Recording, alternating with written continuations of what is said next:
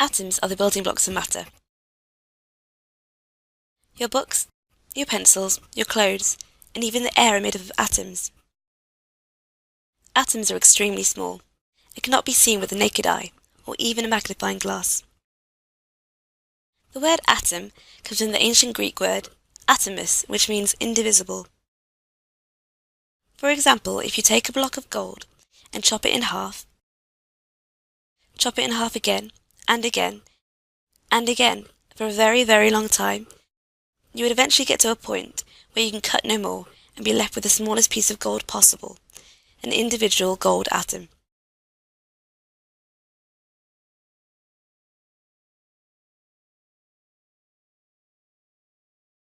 Think of the block of gold as a room of balloons. If you halve the number of balloons in the room, halve it again, and keep doing this till you eventually end up with just one balloon. And then you cut the last balloon. Does it still function as a balloon? No. The same can be said about atoms. If I were to halve the last atom of gold, it would no longer be gold. So an atom is the smallest unit of an element, having all the characteristics of that element.